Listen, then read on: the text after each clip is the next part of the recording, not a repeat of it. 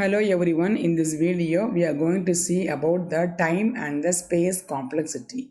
So this is the measurement of an complexity of an algorithm. We know what is an algorithm. Algorithm is a step-by-step process to do any problems solution. So now let us see what is the complexity of an algorithm. The complexity of an algorithm is a function describing the efficiency of the algorithm in terms of the amount of data the algorithm must process. So naturally when you do any process it needs some data. So those data has to be processed in order to achieve some goal. So in while this processing time varies, so the efficiency of the algorithm is based upon how much time and how much space the algorithm is taking. That is the complexity of the algorithm.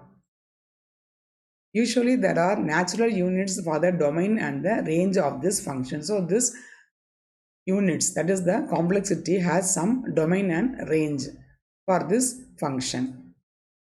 There are two main complexity measures of the efficiency of an algorithm. They are the time complexity and the space complexity. That means when your any process is done, it needs some time to process the data, and also it requires some memory space. Sometimes while doing the process, the more memory space may be needed by the processes. So dynamically some memory spaces will be produced and then it will be deleted.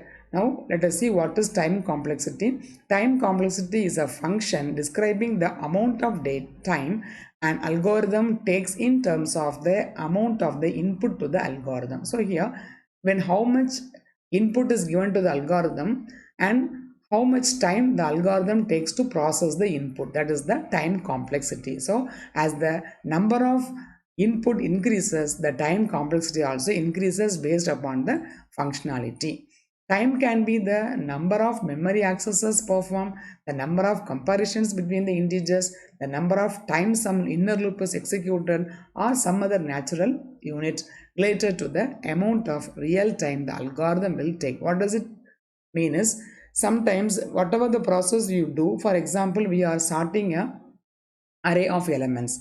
There we compare the elements successively. So there are many comparisons needed to complete the process, and that comparisons may be between the integers. This is when we are doing the ascending order sorting. Suppose we are doing the alphabetical order sorting. There we need comparing between the strings or the alphanumeric characters. So in that case, how much time it takes. And sometimes we have nested for loop or nested loop, any loop. So within the outer loop, how many times the inner loop is going to execute. That is also a time consumed for the success of an algorithm, or some other natural unit related to the amount of real time the algorithm will take. So everything, the memory access, the comparison, the time the loop is executed, the values accessed. So for everything there are some time unit involved. They are all the memory cycles in which the computer uses to fetch the data, process the data, and output the data. So that also constitutes the time complexity. Then what is the space complexity is? It is a function describing the amount of memory an algorithm takes in terms of the amount of input to the algorithm. For example, the input may be a dimensional array, maybe in one dimensional array. So the size of the array is the amount of memory needed for the particular point of time. While processing, so some more memory may be necessary. So in order to execute those algorithm, how much memory is needed? That is the space complexity of the algorithm. We often speak of extra memory needed, not counting the memory needed to store the input itself. So only actually the input are given, they are stored in a part of the memory. Then we may need some temporary variables. We may use some temporary buffer variables, and we may process those data. So for that also memory is needed. So that is also considered as a memory requirements, which is the space complexity. Let us see with an example of a linear search algorithm and how much time or space this algorithm takes. This is an example we are using to know the time and the space complexity. First, let us know what is this linear search. There are different types of search available. One such search is the linear search. What is the linear search? Is the sequential search. Actually, the process here is we have an array of elements. We wanted to find whether a particular value is available in the particular array or not. If it is available, we have to say which position the element is available. If it is not available, we have to say the comment as the element is not found in the list. So that is the linear search algorithm. So this linear search algorithm has to go element by element. We'll see this picture first. So suppose this is the linear array having the elements, all these elements, there are 0 to 11, 12 elements are there. That means the size of the array is 12. Now here we are given the task as to find the value 25. So in order to find the value as 25, as a human being, we just scan the array and then find out where 25 is. But in the case of the computers, it will start from, it follow, always follow a procedure, a step by step approach. So first it start from this point and check whether the element you want to see is the first element or not. This is not the element, so it will go to the next one. Is this the element you want to search? No. 15 is not equal to 25. This is not the element. Then is this 2 is equal to 25? No. So likewise, this linear search goes one by one till the element you want to search is found or the element is not found. So here in this case 25 is not at all found in any of this location. So the computer starts checking from the element 3 and goes on to next one and consecutive all the elements, and finally it will display the message that the element you are searching for 25 is not available in the list. Your search is a failure one. So this is the message given by the system. So this is what done in this algorithm.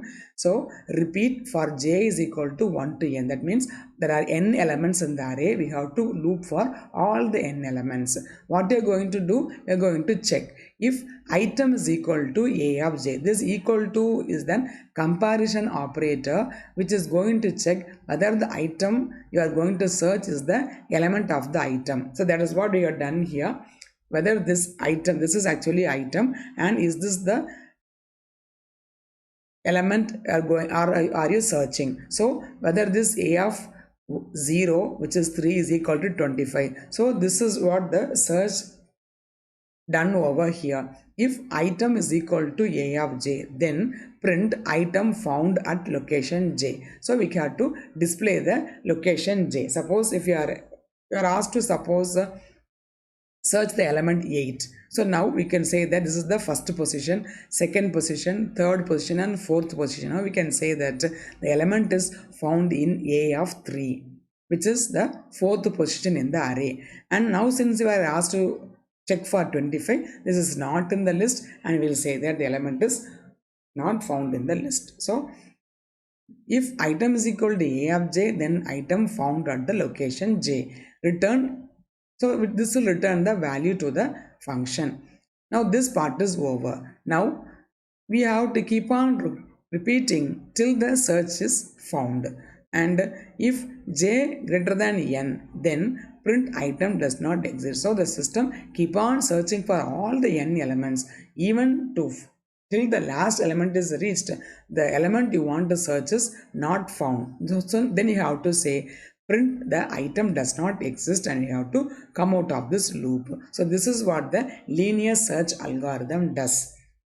So that is what here it is shown in an pictorially. So now the process is defined here. Linear search is an array is usually programmed by stepping up an index variable until it reaches the last index. So the search starts in an array and it steps through all the index, and it will check for all the element until the final index is reached. This normally requires 2 comparisons of each list item. So what are they? One to check whether the index has reached the end of the array, and another one to check whether the item has the desired value. That is what we have done in the these steps. Okay, whether we are finding the position of the given value or we are tracking through all the elements of the array, so we have to go, are we nearing the end of the array? So this is what we have to check every time. So finally, once we reach the end of the array, and if the element is found, we are saying the element is found in the current location. If the element is not found, you are giving the messages the element is not found. Okay, so let us see the program complexity of this algorithm. Now we are having always best, average and the worst cases. Here, if the algorithm works efficiently, we are getting the best case average. If the algorithm works normally, we are getting the average case. And if the algorithm works in the maximum time, it is called as an worst case. So now let us see the best, average and the worst case of this linear search algorithm. Linear search on a list of n elements. We are having n elements, the number of elements in the array. In the worst case analysis, we calculate upper bound on running time of an algorithm. That means the algorithm takes maximum time to find out the process, find out the value. Here, in the worst case, the search must visit every element once. This happens when the value being searched for is either the last element in the list or it is not at all in the list. Suppose the element is what you are going to search is in the last position. That means the search has to go through from the first element through all the element till the last element. So we are checking all the element of the array. That means we are using the maximum time of the running time of the algorithm. So that is the worst case. And sometimes, if even after searching the last element also, the element may not be in the list, there is a failure case. So whether the element may be in the last position of the array or the element is not in the list, so those two considers the worst case algorithm. Next one is the average case. What is the average case analysis is? We take all the possible inputs and calculate computing time for all the inputs, and we have to add all the calculated values and divide the sum of the total number of inputs. This is usually same as the how we find an average of n elements. So for every case, for every type of input, we have to calculate the computing time. For example, the array has 5 elements, then we check the array has 10 elements, then we check the array has 100 elements. So we have to take all the possible inputs and then we have to calculate the computing time for each and every case. After that, we have to sum all the calculated values and divide by the number of inputs. This will give the average case analysis. However, an average, assuming the value searched for is in the list and each list element is equally likely to be the value searched for, the search visits only n by 2 elements. So this is an approximate average it is given. So if it is assumed that on an average n by 2 is the number of search, so it is the middle case, that is the average case algorithm. And then in the best case, the array is already sorted, that is O of 1. So here you assume that the array is always sorted. Okay, and now we are going to, when the array is sorted, we are always getting the best case where we are able to immediately find the element in the array. So in the best case analysis, we calculate the lower bound on running time of an algorithm. So at one search, we got the element, that is the order of 1. Okay, so for the considered example of the linear search algorithm, the worst case is also O of n. This is the big O. This is one notation, asymptotic notation. And average case is also in the order of n, because on average the time may be based upon the n by 2 elements. So n is the term used here, so order of n. And in the best case, immediately the element is found at a one search, that is called as that is the best case, which is then O of 1. So big O, we are saying that this is then big O notation, O of n. The average case also it is O of n, and the best case it is O of 1. What does it mean is, in the worst case and the average case, we have to search for the n elements or the n by 2 elements of the array. But in the best case, Even the first search will give you the answer. So that is the best case, which occurs only the minimum time for the algorithm execution. So that's all about this notations, big O notation, which talks about the time and the space complexity. Hope it is easy to follow, and thanks for watching.